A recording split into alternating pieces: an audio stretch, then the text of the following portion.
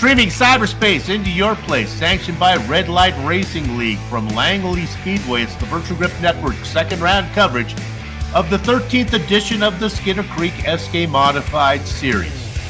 When a sim race driver examines the upcoming season schedule and sees that it contains 16 races, there's a realization that the path to the championship will be long and not without a stumble or two.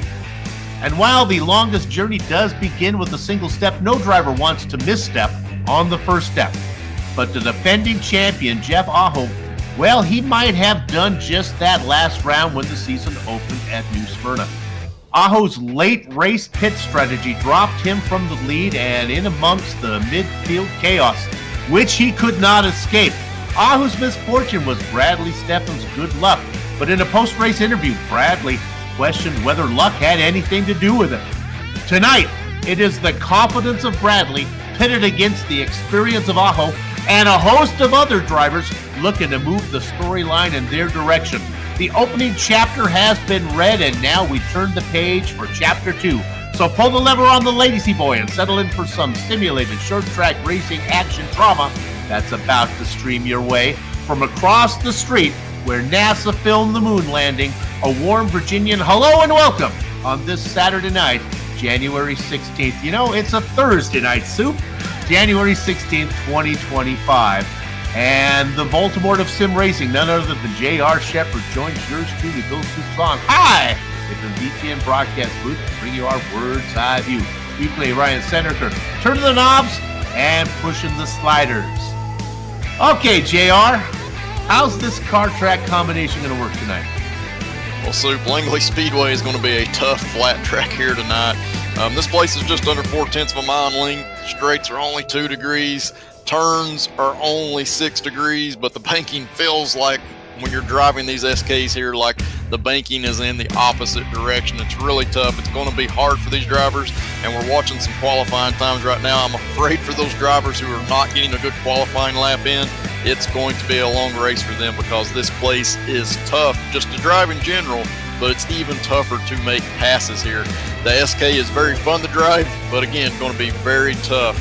So track positions are going to be at a premium here tonight, and strategy could definitely come into play if we get a caution at a weird time later in the race.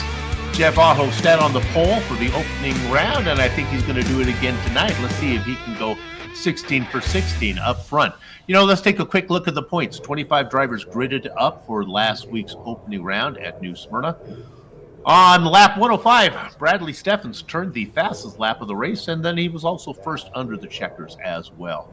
How about Rob Higgins? He makes his 8th career start at Langley tonight, second only to Josh Buckley, who will be making his 9th. Kenny Allen and Double Deuce Bruce Pearson both led a single lap last time out, so bonus points for each. Bruce Pearson, the only driver in the top 20 not to return for round 2. If there was a bonus points for most letters in a name, it would go to Adin Elvekian, who would certainly be in clover if that was the case. Fred Leclerc gained 11 positions in the opener, and he did it really quietly. Chris Hayslip collected 12 incidents, but the Lipper did lead a half dozen laps. Luke Allen got a pair of bonus points, one each for leading a lap and also a bonus points for hard charger. Then there is the aforementioned Jeff Aho. Well, he led most laps, 72 of them, but also in a weird kind of trick of fate, collected the most incidents as well with 17. And because Alan Wanamaker picked up a hard charger bonus, he shares 10th position with Rex Hoyle, who's not shown. All right, that gets you through the points, and now we're glad you're here. How about a little bit of race details here? How far are we going tonight, Jer? We're going to bring that up on the screen. Tell us what's going on. Yeah, Soup, tonight we got 100 laps around this bull ring, and just like always, the leader is going to have lane choice both on the initial start and on restarts, and we have to wait until that green flag comes out before we go green. These drivers, we talked about it last week, they do have an extra set of tires, but track position is going to be at a premium tonight. It's going to be very tempting to take those tires, but I'm not sure it's the right choice to do. These drivers do not have a faster pair, and they do have 3 green-white checkers. Very high probability that we will get to see at least one of those here tonight. You know, last week the dynamic of the race played out a little differently probably than it ever will for the rest of the season on a couple things. One, the race was 150 laps rather than the traditional 100 we go. And then, JR, we had a big pileup where we didn't have a whole lot of people on the lead lap, which made pitting, I guess, a little easier if you don't have all those guys. Yeah, absolutely. If you end up having a race where there are not a lot of drivers on the lead lap and you're one of those drivers that's kind of struggling a little bit for speed, it opens up options for you when those cautions start to come out. We saw some of those drivers do that. It's an opportunity to come in and get those set of tires where the other drivers may not want to do it. Well, we had 25 take the grid for the opener. We do a little better today with 26. They're starting to grid up now. Let's run them down for you. On the pole, well, it is none other than Jeff Aho. We thought he would be there with Brian Bianchi outside him on row 1. Yeah, starting third tonight, we got Fred Leclerc in the 71, and beside him in fourth place will be Ken Allen. Two-time BRL Outlaw champion Jeff Neff will be starting in the 5th position. Brian Neff, sorry. He's going to be inside of Luke Logan Allen. Yeah, rolling off in 7th place, the 89 of Bradley Steffen, and rolling off in 8th place in the 17 car will be Chad Alcaraz. I've been working on it all week long. I'm going to do better tonight. In the 271 in 9th position, Adin El Vecchion. He's going to be inside of the wrench, Alan Wanamaker. Rolling off in the next row, starting 11th is A.J. Hamill, and alongside him, driving that 54 car, will be Rex Hoyle. Hailing from Canada in the Baker's at the spot, it's Andrew Critical Massey. He's going to be flanked by Bob Higgins. Yeah, back in the 15th position, newcomer Scott Negus, and alongside him, longtime SK driver Donnie Moore driving the 26. 17 and 18, Brian Feeney and TJ Henson. Rolling off 19th, we got Low Jewel, and alongside him in 20th in that 40 car will be Rob Higgins. Hidden Blackjack, it's the series organizer, Joshua Buckley. In the double deuce spot, Chris the Lipper Hazlett. Yeah, in the next row, 23rd position, rolling off will be Chris Oliver, and alongside him in 24th will be Eric Stout. In 25th, it's Doyle Berrymena Lawrence. And in 26th, the last car out there, Steve McCormick. Looks like all the drivers are out there. 23 put in qualifying times. Stout, Lawrence, and McCormick did not. Stout, previous champion, way back there in 24. Real quick, JR, what could cause a guy on an oval to not get a qualifying time? It's very strange. Maybe just not being comfortable with this track car combination may lead to that, but this is definitely a place where you wanted to put a lap in. All right, well, glad you were with us for round number 2 of 16. The pace car pulls in. The controls turned over to Jeff Aho for the second time this season. Gather up the chicken steak covering on the cows because the horses are out of the barn, and Jeff Aho leads the stampede down into corner number 1. Bianchi tucks into second. The first 2 wide battles a little farther back. Now on the outside is the number 6 of Luke Logan Allen. Allen's going to lose that spot to the 71, and as Leclerc is going to tuck into third. They start to get single file. A little bit of 2x2 farther back, but they got to get single file pretty quick, right? Yeah, absolutely. These drivers want to get single file, and you're going to start seeing those drivers that are stuck on the outside get more and more desperate. They're even going to start to push up off of the corners and get into that wall. We're seeing a couple of those drivers do that coming on the front stretch. Oh, the youngster in the number 6 of Langley, Allen, cannot get down. Luke Logan stuck out there. His friends call him Lemon Lime. He's stuck on the top side. Inside him right now is the 271 of El Vecchion. Vecchion had a great run last time. He's moving up. Boy, look at that inside line work. Yeah, there is. Oh, we got a spinner. Off into the Virginia Alfalfa. Now, this may not bring out a... we talked about this pre-race before we went live. May not bring out a yellow, and it's Rex Hoyle. Yeah, absolutely. This track, if you spin toward the grass, doesn't matter how far you go to the infield, if you're in that grass in at all, it's more than likely that a caution will not happen. So he's going to have a hard race ahead of him if we do not get a caution at some point. Here's another one. I don't know. Oh, you got a little help. That's the kind of purple car there. I'm going to say the bright. That's Alan Wanamaker in the fluorescent bluish purple pink machine. Cover all my bases. Got a little bit of help.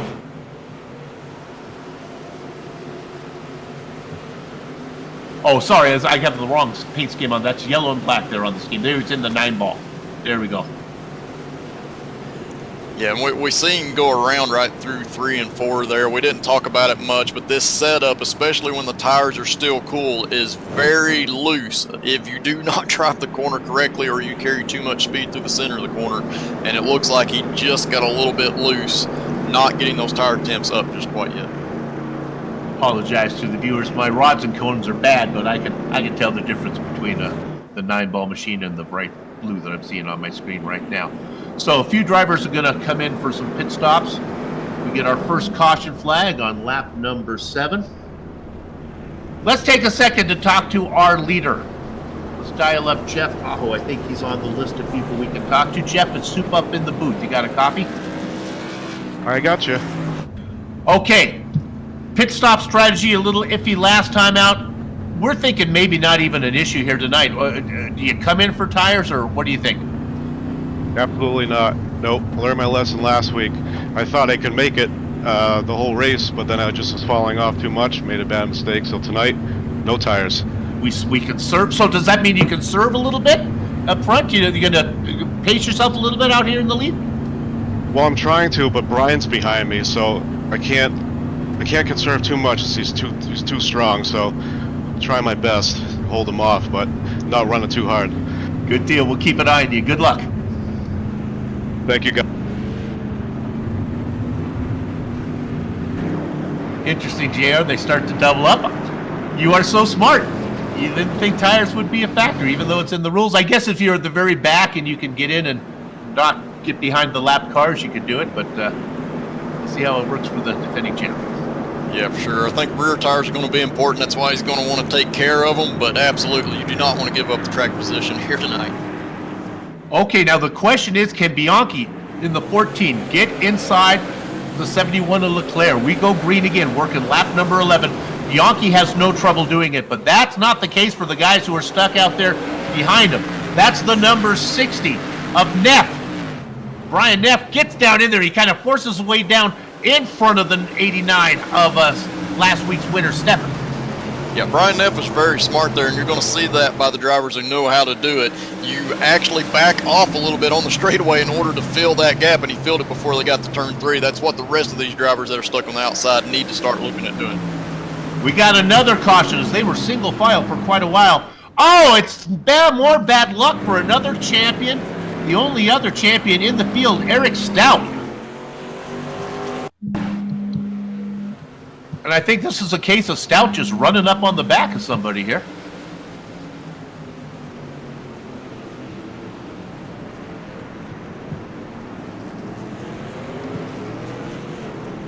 Yeah, that was Stout that came up onto the back of the 13 machine. Turned him around.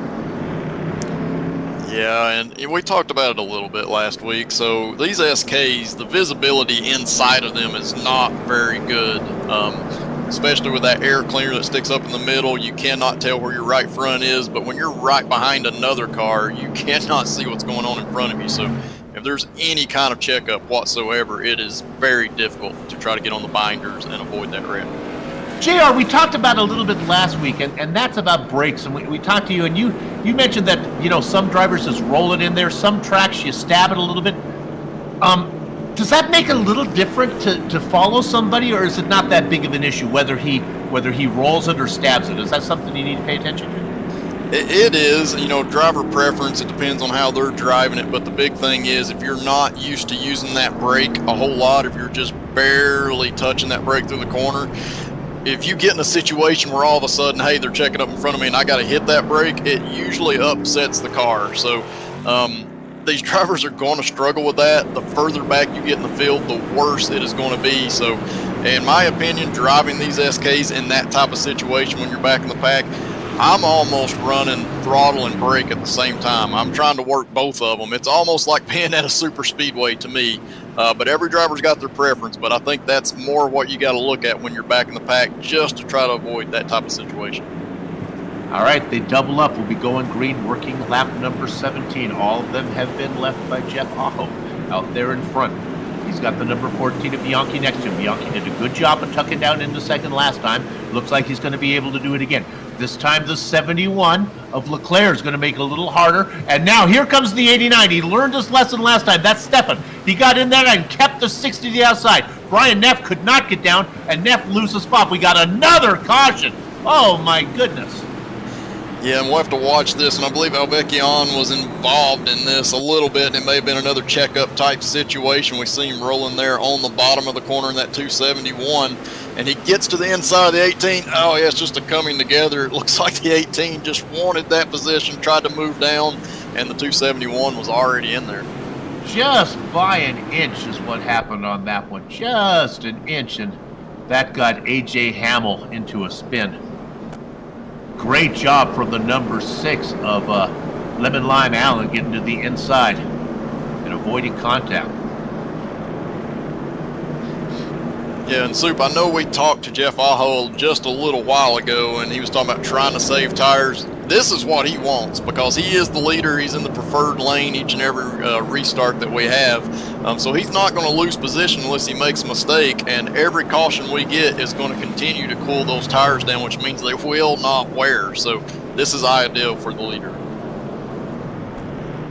Got to be real careful here as we're learning all the drivers, and we encourage all the drivers to go ahead and get into the chat there so we can call you up and talk to you during a yellow flag. Looks like we're going around one more time. Am I correct on this, or are they doubling up?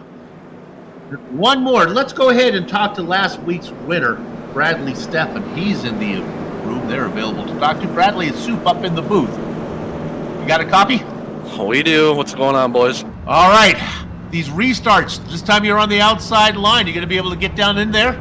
Highly doubt it. I'm totally prepared to lose about maybe 2-3 spots here, depending on how the restart goes, but hopefully not. Okay, find yourself we got a good car. Yes, you look quick. All right, good luck. Thank you.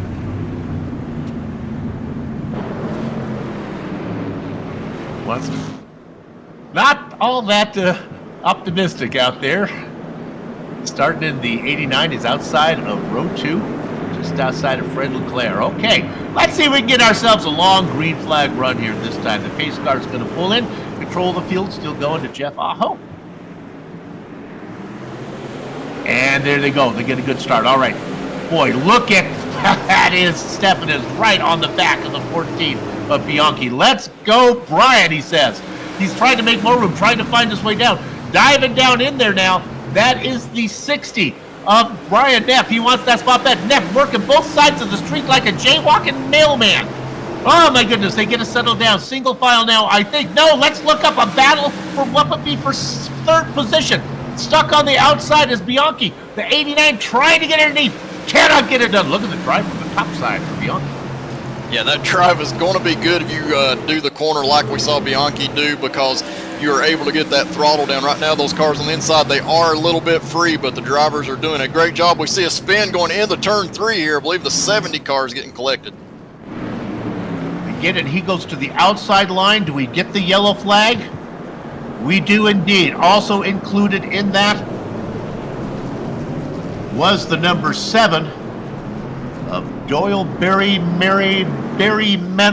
So that nickname is not going to stick, Doyle. Don't worry about it. It's just helping me learn your last name. Boy, little bit sloppy out here tonight. Yeah, it's just two drivers going for the same spot, and we touched on it a little bit earlier. It's going to become worse and worse for those drivers that are stuck on the outside here, because the difference in how these cars handle between the outside and inside is huge. And the more that the track rubbers up and we get marbles in that second and third groove, it's going to become even more difficult. So these drivers are going to be desperate to get down on that inside, and that's what we're seeing here. You get bonus points for being the hard charger. Let's talk about your hard charger right now. It's the number 2. It is the man who pays for my weekly pizza bill. Number 2 of Lowell Jewell. Having a nice run. Started in 19th, all the way up to 8th.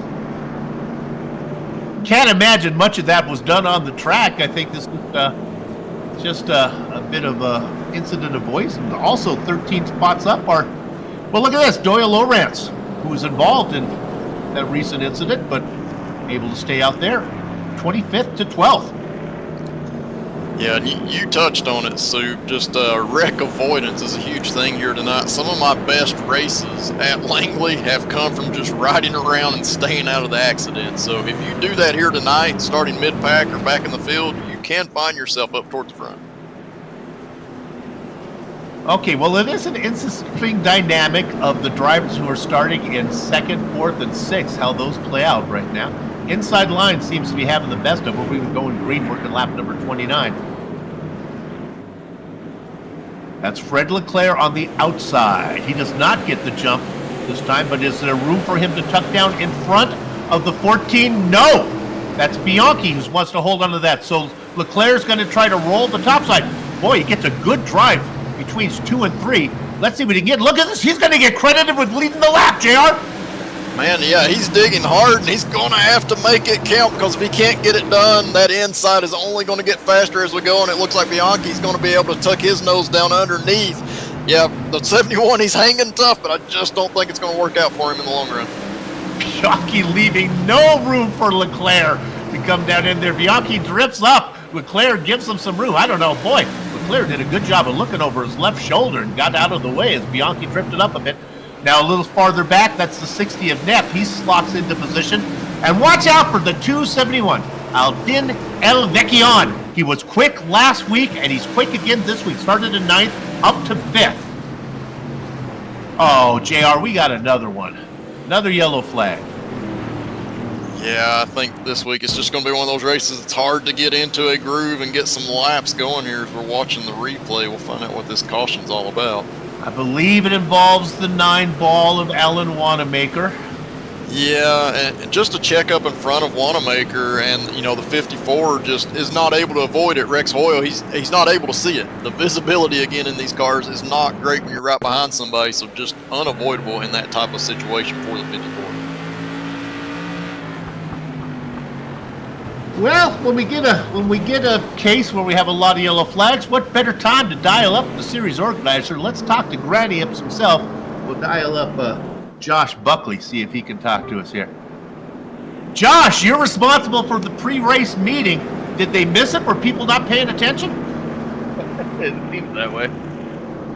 How's it feel out there? Have you been to the top side yet? Well, it being a few laps down, I guess a little fresher tires. It seemed like it was working there. I was just trying to get out of the way, not being on the same lap as these guys, so I don't want to fight with them. All right, we'll keep an eye on you. Good luck, man. Thank you. You know, folks, they say that cautions breed cautions, which is exactly why we here at VGN encourage you to get your cautions spayed and neutered. The old jokes are the best ones. Well, he has not led all the way. Jeff Aho, he's been in the leading position, but he did give up 1 lap there. Bonus point went to Fred Leclerc. But JR, Leclerc was stuck on the outside of row 1. Well, as luck have it, the even odd fairies have put him on the inside of row 2. That's an odd number. Absolutely, and the important thing for that 3rd position is to really get a good jump. Make sure that you leave when the leader does, because if you leave any kind of gap, that's going to allow 2nd place of Bianchi to be able to fill it as we go through 1 and 2. The driver to watch as we ride on board with Fred Leclerc right now is the driver right behind. Let's turn the camera around and look out the other way. Watch out for El Vecchion. He's quick. He's coming up. He's up about 4 spots. So he's really good. Another driver to watch that we know. We got another yellow flag here. We were about ready to go green. Scott Negus has worked his way up in the double nickel machine. Not sure what this is. Might be maybe just a little housekeeping maybe thing, or oh, wait, there's cars upside down rolling on their lids here. What happened? This is Eric Stout got together and yeah, it's a little difficult to tell. I see Hazel go up the track, and I'm trying to see if it looks like he checked up for what was happening in front of him, or the car just went straight for whatever reason. And the rest of the drivers just got collected here. Some of them, like you said, upside down. Rob Higgins almost went over. Oh my goodness. We've got 38 laps in.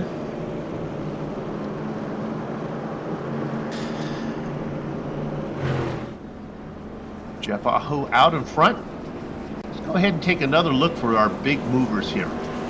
Doyle Lowrance up 12 spots. He was involved in an incident in the number 7. He's racing at 13 position, started at 25. Then there's the driver I started to talk about before we had the caution, and that's the 55. Let's go ahead and put the camera on Scott Negus, another Canadian. We have a good, healthy amount of Canadians here, about 4, maybe 5 drivers from north of the border. Negus being one of them. Started in 15th, racing up in 6th. Yeah, and I've ran races with Scott, so he's always got tons of speed. Doesn't seem to matter which car he's in, and again showing it here tonight because he didn't have a great qualifying run. Not quite the lap like he had laid down in practice, but he's moving forward, like you said. And now that he's up toward the front, he's going to be able to show what he can do. You have a long BRL history. So does Brian Neff. Were you racing with Brian? Were you around? Were you two guys competitors? Oh yeah, absolutely. Several seasons racing with Brian. Brian Neff racing in 3rd right now. Of course, VGN has a long history with the Bootleg Racing League. We are so happy to be here tonight. Hopefully, we'll start a long relationship with Red Light Racing as well. We go green, working lap number 42. It is the defending champ, Jeff Aho, out in front. Looking to have a good race. Now, the storyline all race long has been what happens for the 2nd position. This time, it's going to go to the driver, Brian Neff. He gets the best of it. The driver had to start on the outside of row 1. Brian, well, I'm sorry, that's Bianchi now, goes back into 3rd position. We have a pair of Brians up there, Brian Neff and Brian Bianchi. Yeah, and Bianchi did not fight that whatsoever because he knows if we get another caution, he's now in that 3rd spot and he's going to be on the inside. So that's something you do have to think about if you're going to be racing for points throughout the whole year, making those smart type of decisions. Aho was talking about taking it easy, saving the rubber. JR, you got to feel that if you're worried about conserving and having something to race to the end, all these cautions are just going to make it all the more easier for Jeff.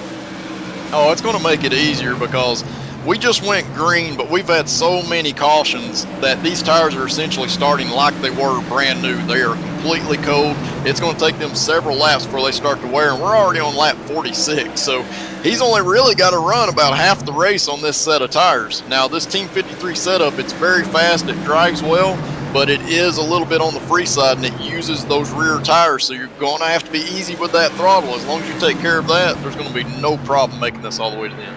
All right, JR, help me out. I'm looking at different racing lines between Bianchi and Leclerc. Leclerc now, let's see if he continues to do it, is getting almost his right sides almost on that yellow line. Is that something that you can do for a long time? It is. It depends on what the car is doing. Early on, I noticed in these setups, you do not want to dip your left side tires down too far, but as you get into the run and the tire pressures come up in the front, the car gets a little bit more snug through the center of the corner, you can definitely put your left sides down there. It's going to help the car rotate, but again, just got to be very easy when you get back to that throttle. Let's jump back. Another driver that's doing is Lemon Lime Allen, Luke Logan there in the number 6. He's racing back in 9th spot. He's trying to go underneath the 17 of Chad Alcaraz there. And again, different racing lines from the two drivers. Yeah, and it's funny to watch right now because we're seeing a couple of different battles, but the drivers that are in an even position on the racetrack, they are racing hard because they know if a caution comes out, they're probably going to lose some more spots. So those drivers are trying to make a pass. The drivers that are in the odd spots, they're probably pretty comfortable riding there, but they're trying to defend from those other drivers that want that inside line in case we get a caution. VGN prides itself on working through the field, showing all the cars the best we can while we were doing that. Fred Leclerc made a nice pass on Brian Bianchi. So Leclerc now into 3rd spot. Bianchi dropping down into 4th. Yep, and that's exactly what Leclerc wanted to do because of what we just talked about. So he's charging hard. It would not surprise me as we're watching him on the screen once he closes up on Brian Neff if he does not just kind of relax and not push the issue at this point, because he would be on that inside line if we were to get another caution. This is where I get a stay in your lane commentator, but I'm going to ask for a camera shot from our director. They are single file all the way through. With when I say that, Donnie Moore drifts a little bit high. We're going to get a stationary shot. You're going to watch these cars come by in a row. It looks like Pasadena on New Year's Day. There you go. Everybody in a row. The only one you're going to see out there, Donnie Moore, and he finally gets that sorted out. We'll jump to that battle here as soon as we get that done. Let's look at it. It involves, well, the guy on the move. Doyle Lawrence making a move in the 14 machine underneath old-time Donnie Moore. Moore stuck on the outside. That's going to let the 81 and Ken Allen get in there. Yeah, and Donnie's going to be fighting hard, but I'm afraid with all the buildup that we have on the racetrack, you can actually see on the broadcast the marbles coming up off. That outside lane is going to get harder and harder to run, and Donnie almost had a hole there, but he just couldn't get the car rotated because his front tires were up in those marbles. JR, I'm going to ask you a question. Answer me honestly.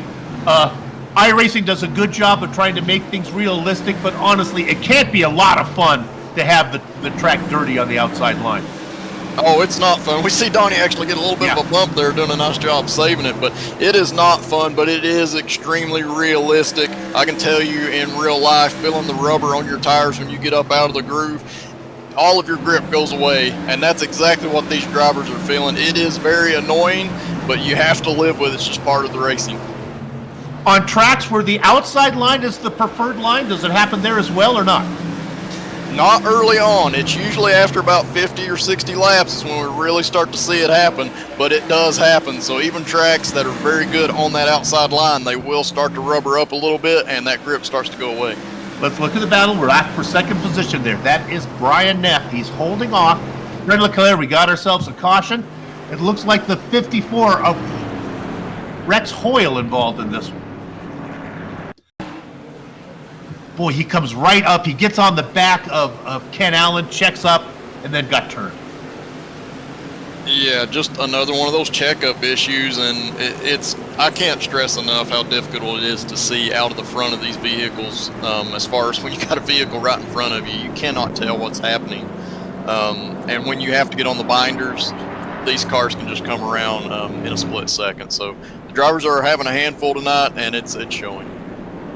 All right, I'm going to dig down a little bit better. Are there some iRacing cheats? Can you make yourself 7 foot tall in the cockpit? Does that help, or there's no way around it? You can definitely move yourself up in the cockpit. That is an option that every driver has, so they can change their seating position, but it's still not going to be easy to see. That big air cleaner that is right in the center of these cars is extremely tall. Well, we have some drivers that are going to come down in and going to take fresh sides. I guess under caution, can you take all four, do you think? Yeah, this is not Formula One. They don't change them that quick here. No, definitely not. I think if you're taking 4 tires, even if you were somebody that was in second, third, or fourth, you're probably going to go a lap down. So, yeah, definitely only going to be right side tires if these drivers choose to take it. And this would be the time, if you're back in the pack, might as well go ahead and gamble, see if you can make some positions up. Just to drill down a bit, so even under the slow caution flag, you don't think that they can get 4 tires on one of these modifieds without losing a lap? I don't think so. This track it's so short, and we have such a big field here tonight. I think 26 cars started, so it would be very difficult to get all 4 tires changed. It just takes too long. Good. And again, that's iRacing. Staying with the realism, because honestly, pit stop's not a real big factor in modifieds and short track racing. Okay, up front. It's still Aho, but boy, you can't drive away when they keep throwing the yellow. Jeff Knapp now stuck on the outside. Leclerc in third. Bianchi back there on the outside. Brandon Feeney, there's a name we haven't seen. He's working his way up. Outside of row 3. Let's see if he can find a spot. He gets a really good jump, and I'm talking in that 38 machine. Let's look at that battle. It's inverted numbers. It's the 38 and the 83. While that's going on, there's a battle for the lead. We've seen this before. How long can Brian Neff make the outside line work? Boy, he's really trying to pin Aho down. Yeah, and once you're there, you got to go, and that's what Brian's trying to do. He got a great run. Aho goes around. In front of the whole field, here comes an octopus falling out of a tree. Things are going everywhere. Lowell Jewell hits the leader the hardest, and my goodness, a horseshoe. The lucky horseshoe lands on the head of Jeff Aho one more time. led so many laps, and now he's back in amongst it. Yeah, and unfortunately, the way he went around, he's got wheel damage, and he's not going to be able to repair that. So he's going to have his race done. We're watching the replay, him and Brian F. side by side. It looked like Aho was trying to get back on the throttle, pushed up just a little bit, and in return had to check up to not get into Brian, and that's when Fred Leclerc made just some slight contact, and around Aho went. And then was hit hard. That was Chad Alcaraz who got in there really hard in the 17 machine, and I think that's going to end his night. We'll look at it one more time. Oh boy, it's JR. It's hard for me to put. Did he get hit from behind? Is that what got him? You think got from behind? Yeah, it's very difficult entering turn one side by side when you're that inside car. You're trying to hold it down, but it naturally makes the car want to push up on the middle to exit of the corner. And it looked like Aho was just starting to push up a little bit as he got back on the throttle and trying to stay off of Brian Neff. He's turning the car more. He's starting to lift to avoid that contact, and in return, it's just a checkup situation. And I think the 71 got in the back of him. Yeah.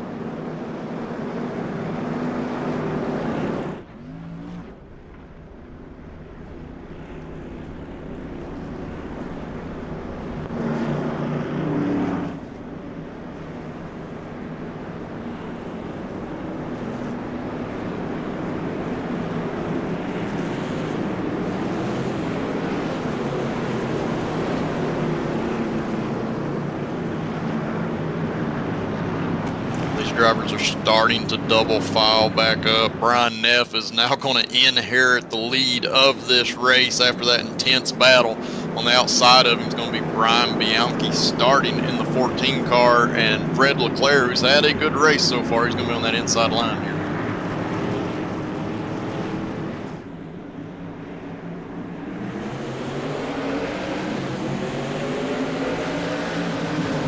Yep, and Brian got a good jump right there, and Bianchi did exactly what he wanted to do. He's able to get down to that inside lane, so he maintains second position. They're still racing side by side for fourth place back there with Massey and Feeney going at it.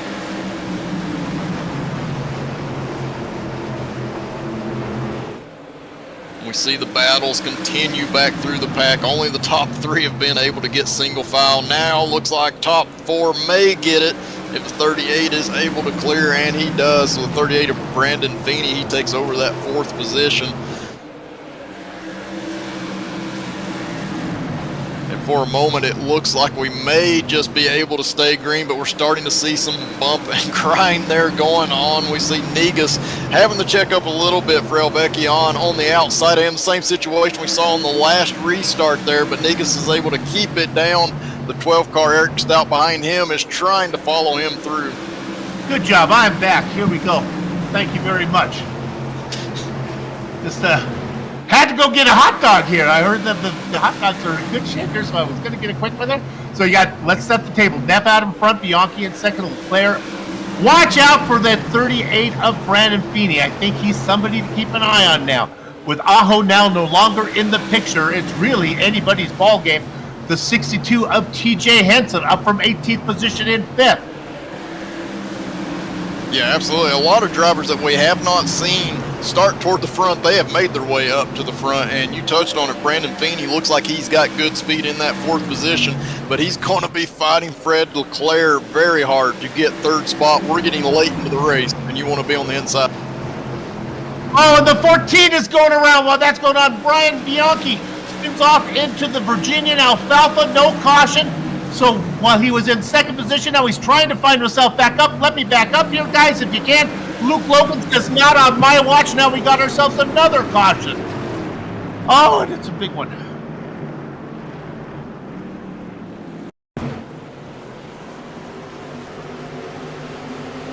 That's the initial spin with Bianchi there, just trying to make the pass on the leader, and in return we get that weird situation. A little bit of a slight checkup with the 62 there, and it's just one of those deals where this car is free, especially after a restart, and any type of awkward checkup will just send that car right around. You just have no grip. So, disaster strikes mid-pack and at the front. When it's all said and done, Brian Bianchi, who started in the second position, will fall back into the baker's dozen spot right now. At least it's an odd number. I guess, Brian, you try to find silver lining around any gray cloud that you can. Brian Neff out in front, Fred Leclerc. And I'm telling you, watch out for the 38 of Brandon Feeney. 17th to 3rd. Yeah, definitely. He's going to be the one to watch when we go back green for sure, because he looks like he has plenty of speed. He's now up front where he's kind of got more room to work. He's not having to avoid those checkup situations. So he might actually be able to show us something here and may be able to go after our leader, Brian Neff. Glad you were with us here for second race of the season. Been a little bit messy, but they're starting to get into the rhythm of things. You know, you talked about Brandon Feeney. Last week, he turned his 10th 1,000th Red Light Racing League lap in a modified. That's a lot of left turns. Well, I can tell you exactly how many left turns that was. That's 40,000 left turns. That's definitely a lot of laps, but I can guarantee you, if you're a new driver at Red Light Racing, you want to talk to those drivers that have those kind of laps in the cars that you're racing, because they can tell you a lot of tricks and avoid a lot of headaches for yourself as you're trying to learn this car and even the tracks that you're going to. They double up. We'll just talk about the rule package again. There are 3 green-white checkers that we can go through, which is 3 times that your lead commentator can get confused how the green light checkers work. The pace car is in. And now it is Brian Neff. Let's see what the outside line can do this time. That's the 71 of Leclerc. Oh my goodness! We got 3 wide? Not yet. Eric Stout, a former champion, thought better of it. And look at that. Stout was having trouble earlier. Now he finds himself up front. That's what champions do. Yeah, absolutely. That was a wreck without Stout doing what he did. So great job by him. We see Feeney. He's able to now move into that second position. Almost contact, but Stout is looking to the inside of 3rd place. Oh my goodness. He's not a little peacock. Here is my handle. Here's my spout. He is Eric Stout, and he wants some spots. He's trying to get it on the 71 of Fred Leclerc. Cannot get it done. Stefan, he won last time. He's now back in 5th position, and we got another caution. I think it involves Wanamaker, if I'm looking at the right thing. Doesn't start with Wanamaker, though. Starts with a car farther up. That's Rob Higgins, who started off in the 40.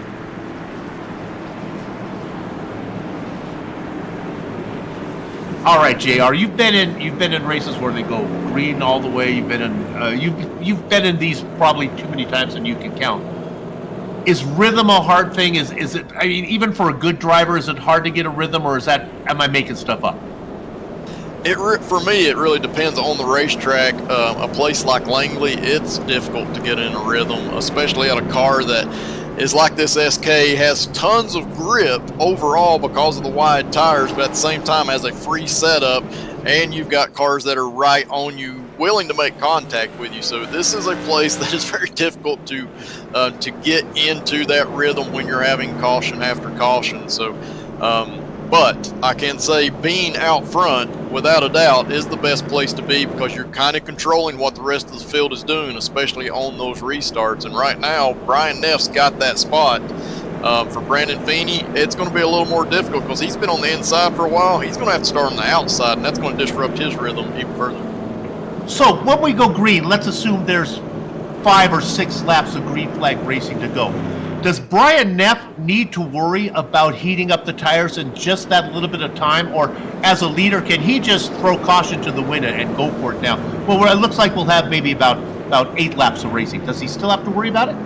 If I'm him, I'm not worrying about it. I'm just going. Okay. Yeah, the tires are cool enough. I'm giving it all it's got right now. Which would make it, I would think, even harder to make the pass. That's probably not good news for the guys behind. Look at your hard chargers. Eric Stout. He was a contender last week till he ran into trouble. Had a horrible result. Well, he's 24th to 4th. Well done. He's certainly going to pick up that bonus point for hard charger, I would think. And with 16 races on the schedule, bonus points well, they start to add up. You can pick yourself up a good 20 points, a whole score worth of bonus points if you do things right. All right, pace car pulls in. Let's keep our attention for the rest of the race up front. Brian F. gets the good jump. Let's watch what the 38 of Brendan Feeney can do. Feeney on the outside has nothing for him. Now he's hoping to tuck down in. I spoke too soon. Good drive off of 2, JR. He's definitely got a good drive. I'm a little surprised he did that. I'd probably try to fill the gap with this many laps left, but he's going to give it a go. He's barely to the outside of Brian Neff, but Neff gets a good launch into turn 1. He's going to be able to capitalize on that. Now Leclerc is going after second place. Neff not driving away with it, though. Boy, getting the car sideways. That's a 71. He spins. He got tapped again, and he goes around, and it brings out the caution. Oh, so sad for Fred Leclerc, Jacques Leblou. Yeah, he had a great race going, and I think I know what happened here. We're going to look at the replay. He's entering turn 3 very low. He's going to dip his left sides down on that apron, and what I'm seeing is he gets the car a little bit free and at the same time has to check up very slightly for Brian Neff, and in return, you get hit from behind. So unfortunately there for Leclerc, he had a great race up to that point. Oh, how quickly your night can go south here in the Red Light Racing League. 1 minute you're racing for the lead, the next minute you are buried down in the pack. Okay, we are on lap number 97, so that means we are definitely going to have a green right checker. I've been doing this a lot, I've got this figured out. They throw the green flag, then they throw the white flag, and then anything that happens after that doesn't really matter. Am I right on that, JR? Yeah, absolutely. If you take that white flag, no matter what happens, the next flag is the end of the race. So you're going to see a lot of aggression, I think, Soup, on this restart. And Brandon Feeney is still in that second position. We saw him attack on the outside a little bit earlier. I expect him to attack hard. So Brian Neff better be ready on this restart. Okay, I'm going to tell you something that might seem insignificant right now, but it might be important. Getting the rave around was the 21 of Jeff Aho, which brings him back on. Oh, let me apologize. He's 21 laps down, so I guess there are no positions for him to pick up. So I thought it might be good. There might be spots for him to pick up, but not when you're that far down. Well, how about a tip of the hat for him at least for getting the car back out there? Yeah, I'll definitely give it to him with the kind of damage he had. I expected him just to call it quits. So being a driver that sticks around throughout the whole race, he's definitely showing that he's in it for the long haul of this season, trying to get every single point that he absolutely can. The season opener was scheduled for 150. We went 151. This race was scheduled for 100. Well, they're going to be working lap number 100 right now as they come under. Here we go. Great start from the outside from Feeney. He's got time. He's got to make it work. Oh, he loses all of his momentum. He almost drops back into the grill of number 12 of Eric Sauter. We got another caution. They're going to do it again. Donnie Moore involved in this one. This is a big, big pile up. I don't know where it started, but we're about to find out here. See, and they're all bunched together, and then they pile up. That's Moore was the middle car in that 3-car sandwich, and they bunch down into the inside. Yeah, so we've talked about it all night, but this track is probably the worst. I haven't set it up to this point, but when it comes to checkups, this track is one of the worst at having checkups and also trying to avoid those checkups. And it's the smallest checkup. It can just be lifting off the throttle 25%, and it causes a checkup behind you. And unfortunately, this time it got Donnie. Look at the tower. Was iRacing has scored Feeney as the leader? Are we correct on that, or is he just out there playing around? Yeah, I'm a little confused by it too. I watched right when the caution came out. It looked like to me that Neff was ahead, but maybe Neff had backed off because I saw Sweeney attack hard going into turn 3 and go around him on the outside. So kind of unsure what happened here. And Liz, the caution came out earlier than we realized back in 1 and 2. There you go. Feeney may have been just inches ahead. All the more reason to stick around for the post-race show, assuming that Feeney and Neff will actually make the podium. There's no guarantee of that. Well, we're going a little bit farther. All right, here's a silly question, but that's what they pay me for. Fuel a problem or no? There's enough fuel. We don't have to worry about multiple green-white checkers? Not with the number of cautions we've had. I looked at this setup. They had about 10 laps to the good, I believe.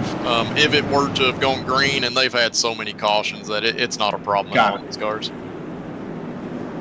All right, well, they're doubling up again. We saw Feeney have a good start. We'll see what Jeff Neff can do out there. Last week's winner, and I imagine going to be your point leader if he can hold this position. Bradley Steffen in third spot, looking to maybe make it 2 in a row if Feeney and Neff get a little bit arguing about track position right now. We go green. They're into corner number 1. All right, they are side by side. Cialis Bathtubs out of corner number 2. Now Feeney pulls away a little bit. Neff loses momentum. That's going to allow Steffen down underneath. Oh, it's going to be all for Feeney right now. White flag. Look at the guy going to the inside. Steffen, he's got one car to make it 2 in a row. He's going to look to go to the outside. Now clubbing on the inside. Here comes former champion Eric Stout. But it's all going behind the winner. And round number 2 is going to go to Brandon Feely here at Langley. Second place goes to your winner from last week, Bradley Steffen.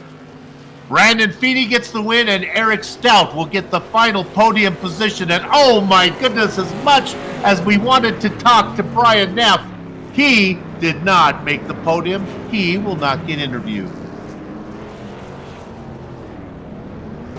That is some exciting racing. Yes, it was a little bit festooned with yellow flags, but in the end, they put on a good show. The racing is over, but the broadcast is not. We'll take a short break. We'll come back and run down the entire finishing order. Some very important interviews with the top 3 drivers before we put a lock on the gate. You're watching the Virtual Grip Network.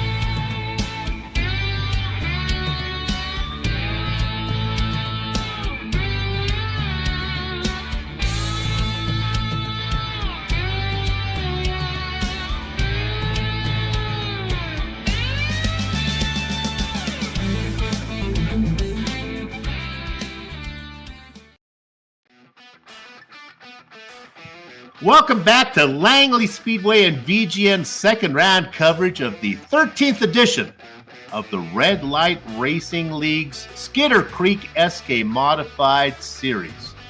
The results are in. Let's give them to you now. My partner made an interesting comment there before we came back live. In the top 5 finishers, only one of them started in the top 5 on the grid. Let's go ahead and run down your finish order. Well, Brandon Feeney gets the win. Started from 17th position. Well done for him. He was quick, and he gets the win. Bradley Stephan, well, he won last week. He's going to get second now, and I can guarantee that he'll be a point leader when we go to round 3. Eric Stout, former champion, started in 24th, worked his way all the way up to the field very quietly, and at the very end, there he is in 3rd positions. Like we said in the broadcast, that's what champions do. Brian Neff raced up front the whole time, got turned at the very end. It could have been much worse because many of the guys who raced up front did not finish as well as Brian Neff did after getting turned. He's going to settle for 4th, and TJ Henson goes 5th. The back half of your top 10, well, it's lemon and lime. Logan Allen coming home in 6th. That's right where he started.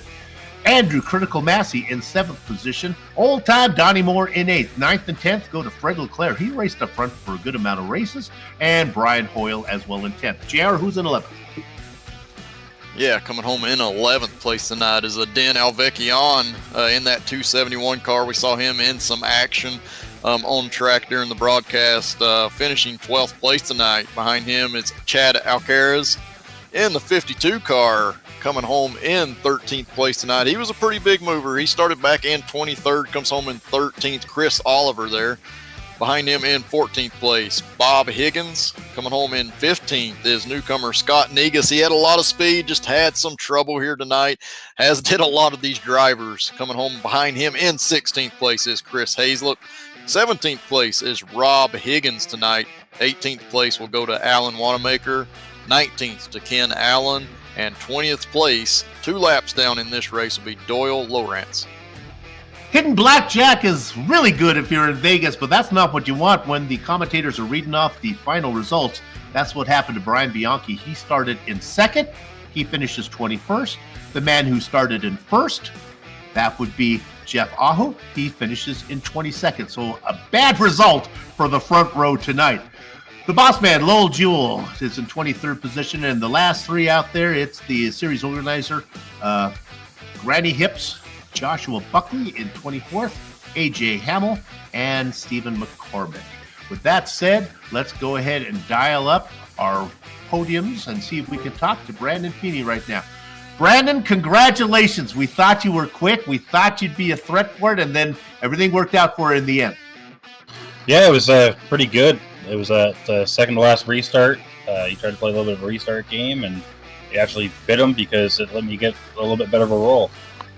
Were you surprised that iRacing race stewards put you in the lead? It shocked us when we came back and we said, hey, look at that, the 38's out front. Did that surprise you, or did you expect it?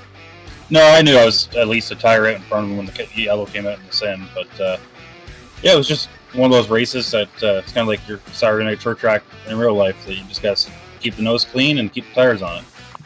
Well, you earned it. You got the win from the outside line. Were you going to able to finish that? Did the yellow flag save you?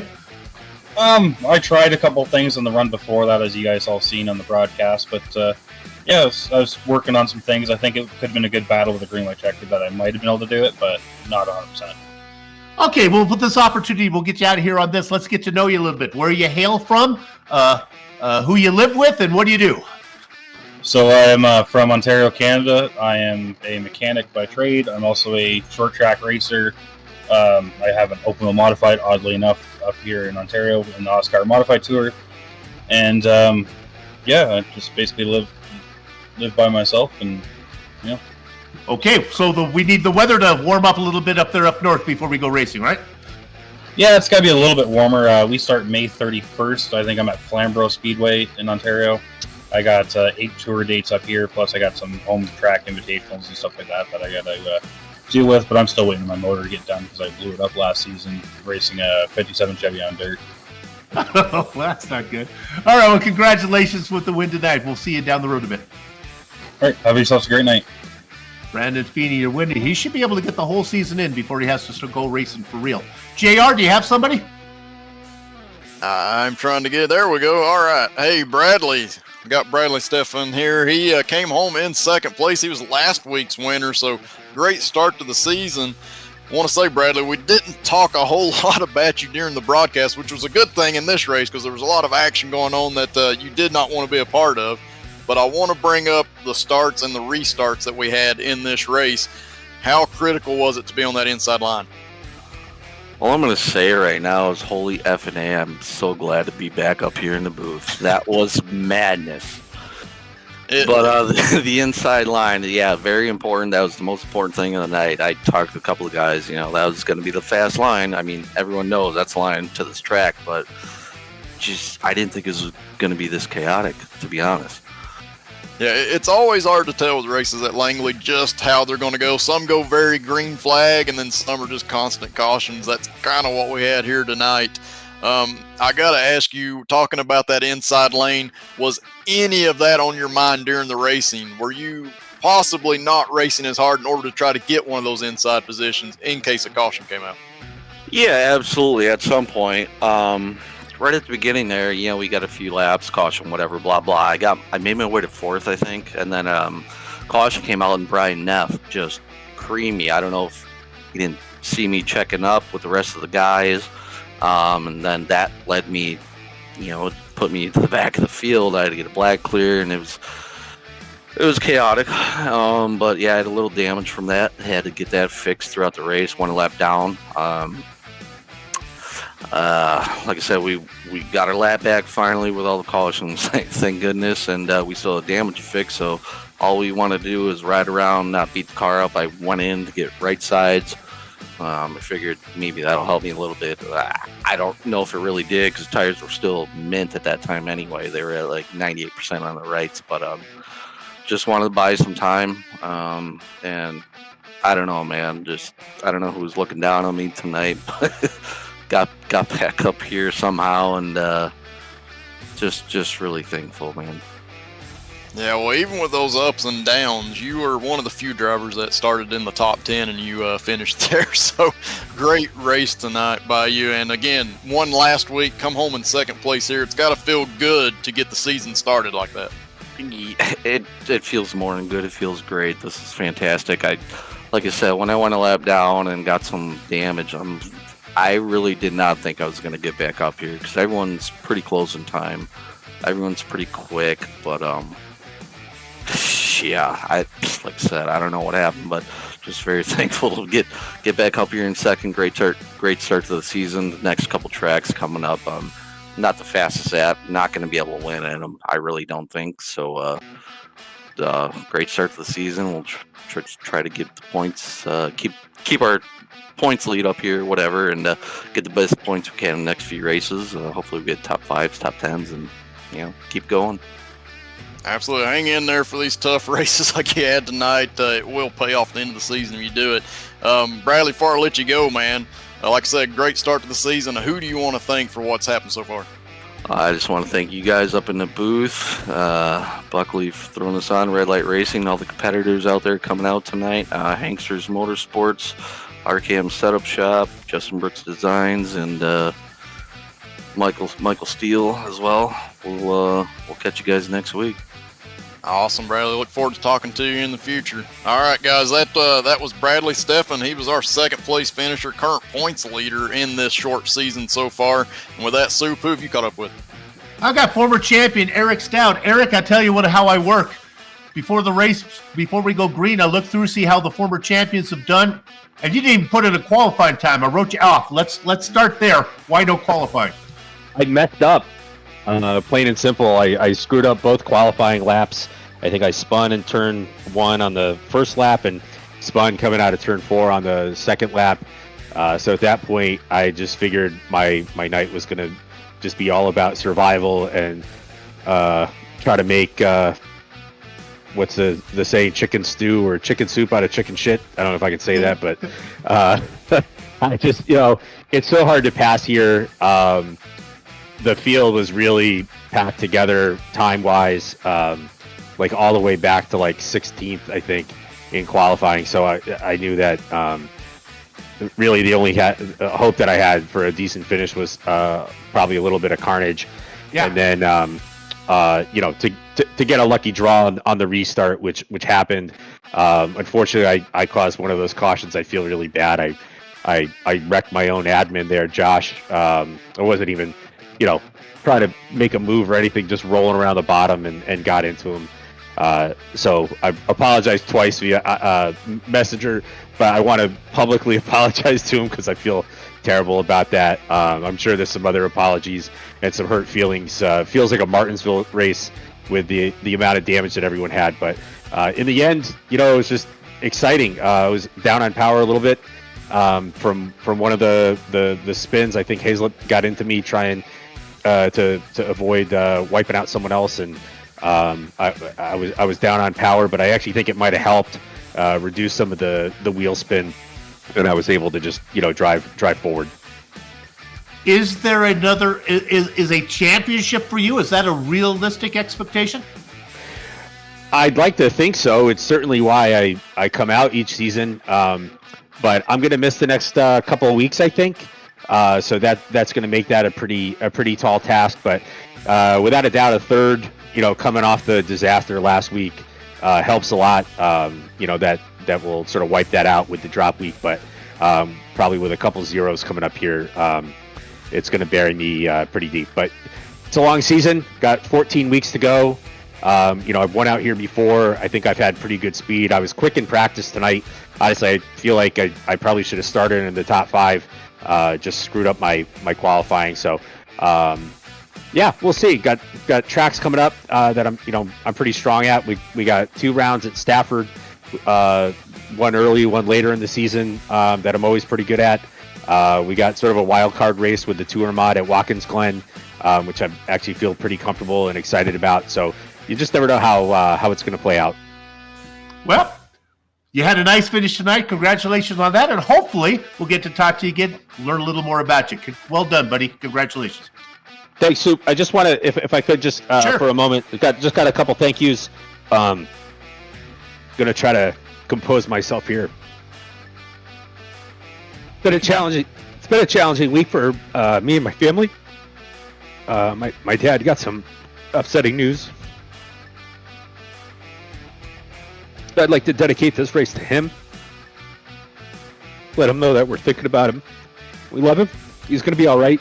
But it's just not great news to get, and it was a shocker to start the year. So I want to just say hi to him, tell him I love him. Well, I tell you, when your boy gets a podium, comes from well back in the field, that's got to make him feel a little bit better. Well done, Eric, and very pointed, man. And we'll be thoughts and prayers for your dad. Good luck. Thanks, Soup. Eric Stout, your 3rd place winner today. And it's just a game, but sometimes it's more than a game. And I got to admit, we all have dads, and that's a little touching. We wish Mr. Stout all the best. With that said, the racing, our broadcast is almost over. We're going to do this again. We're going to bring it up for you. These Red Light Racing League will be back next week. We're going to Thompson. I love Thompson. That's fun. For round 3, Thursday night, not Saturday, Thursday night. But there are races on Saturday nights, and that's going to be at Five Flag Speedway. We're going to see more of these modified. Same cars, different drivers. Well, a lot of them will be the same, but it's a whole different series, and you want to turn in for that one. It'll be fun. Those broadcasts, past broadcasts, future broadcasts, are all production of the Virtual Grip Network. With that said, got to go into the closet, look for your hat. There is no hat in here. So until next time, have fun storming the castle.